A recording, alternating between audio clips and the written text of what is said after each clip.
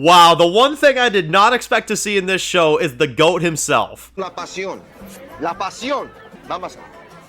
You gotta have la passion.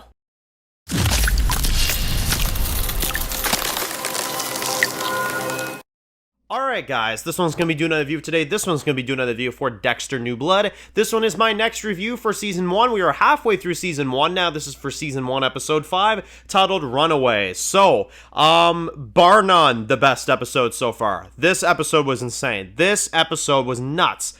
We had so many things going on. We had so many crazy moments, and they really do just know how to get you, man. They really do. They know how to get you excited for kills again. They know how to get you excited for cameos. They know how to get you gripped with Harrison.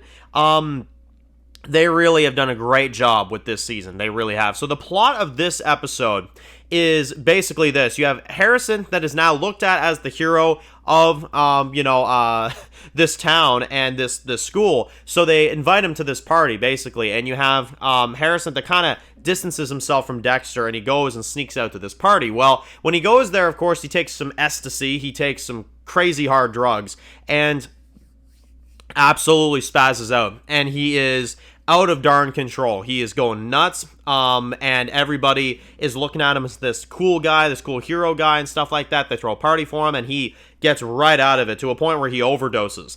But before he overdoses, and I thought this was pretty insane, you have a scene where he imagines cutting this girl's leg because she asked him to. I don't even think that's real. I think he was just hallucinating that one. And then you've got Audrey, of course, that kind of shows up, and she notices that he's out of it. But before he blacks out, before he overdoses, he ends up saying that, yeah, you know, this Jim Lindsay guy, yeah, that's not really his real name, and he gets knocked the hell out. So now it's raising sus material for Dexter, because now his identity is starting to become uncovered because Harrison made a stupid, poor decision. And you know what's funny is that I don't even think if Harrison was all high and jacked up that he wouldn't have done this. I feel like he still would have done this because he was pissed at his father. Ever since Harrison has showed up, he's always been like, oh yeah, sure, Jim. You know, he's very like... It's like he's waiting for the right opportunity to reveal that. So now that's out of the bag. Audrey's suspicious about that now. And you know, they bring him back and stuff, and you got Logan, who Logan is a GOAT, man. I love Logan. He's really cool. Logan is a really chill guy. He brings, you know, Harrison back to Dexter, and I thought that was really, really cool. But you've got Angela in this one that goes with Molly, the podcast girl, and they go to this, like, conference and stuff like that, and you're kind of wondering, like, okay, so what is all this kind of leading up to? And you have no other than someone from Miami Metro to represent at this meeting, which is no other than Batista. Absolutely amazing. I freaked out. I geeked out at that one. You guys know I love Batista. And he's sitting there giving this speech and stuff, and it gets better because you don't only get that. He interacts with Angela, and he interacts with Molly, and he basically says, he's like, yeah, you know, I had this one case, you know, it was the Bay Harbor Butcher. And he starts talking about it. He's like, yeah, Deborah Morgan, man, she got right into it. She got way too deep, and she died. Sad stuff. And it's like, yeah, her brother, too, Dexter Morgan, he died. Really sad, you know? And he's like, yeah, had a son, too. You know, I forget his name. Like, you know, it'll come back to me. And she's like, you know, what's his name, you know? And he's like, Harrison. That's his name. And as soon as he says that to Angela, it's like, shit, you know? So now that cat's out of the bag. Angela is already suspicious. Now she's like, okay, what the hell's going on? So Batista just came in here, gave her a bunch of information, and, good God. Good God. So, yeah, love it. Absolutely love it. I am very, very happy that they brought him back. I know Batista's supposed to be massive in Resurrection. We know he's going to be in Resurrection, but I love that they still gave him some cameo scenes in this show. And having him return in this episode really advanced the plot for Angela, and I thought it was just so darn cool. Now, in addition to that, we have Dexter that is now full-on Dexter. Like, I'm not talking Jim anymore. He's full-on Dexter, tracking down the drug dealers that gave the ecstasy to his son so that he can kill them and stop this from ever happening to anybody else. So they fit the code in Dexter's eyes. And you got Dexter that stabs him with the needle once, right? And he's back to it, like the needle, everything. Like, it's right back to just Dexter mode. But at the last minute when he stabs him, you see police cars come up to him, so he has to cover up the needle and act like he's fighting this guy. You know what I mean? And then Logan comes in, takes him off him. He's like, listen, man, I get it, but you can't be attacking people like that. And he's like, listen, we'll go back to the station, fill out some paperwork, we'll act like this never happened. He's such a nice guy. Like, Logan is such a nice guy.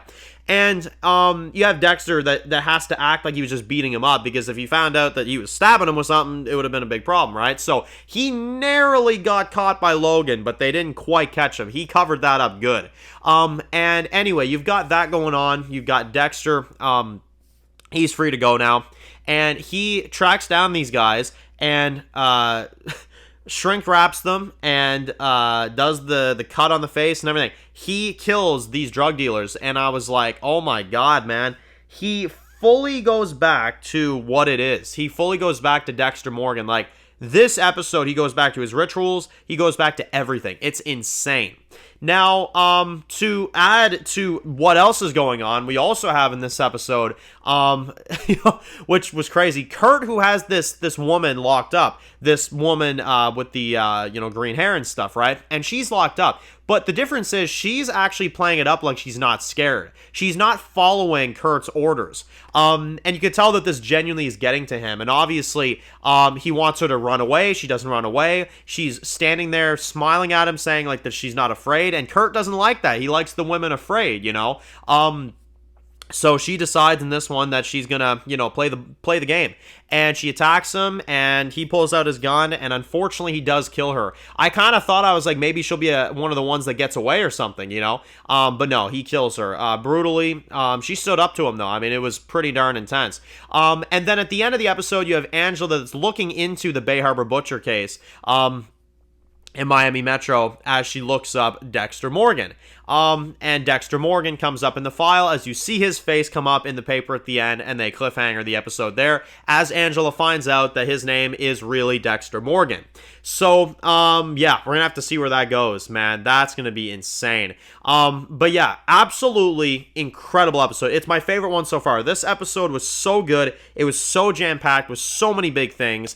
And, of course, La Passion came back, so, we gotta love that. And, yeah, great episode. Absolutely loved it. Episode 5, absolute success. New Blood is amazing. So, we got 5 more episodes to go. We'll be reviewing these over the course of the next few days. Thank you all for watching, guys. And if you're new to the channel and you enjoy videos like this, be sure to click subscribe and tune in to any of the videos for Dexter New Blood. Be sure to follow me on Dan's Reviews Official on Instagram, guys. And, of course, I'll see you guys really soon for more videos for Dexter New Blood. Enjoy the rest of the day, guys, and peace out. Born in the dark alleys, city of concrete. Dan's reviews blowing up, never taste defeat. Walking Dead dissected every plot twist beat. World gone mad, TV junkies hit a treat. Typing up scripts, marathon through the night. His opinions hit harder than a street fight scene. Every episode, brain sharper than a knife. He's the beacon of critique, shedding TV light.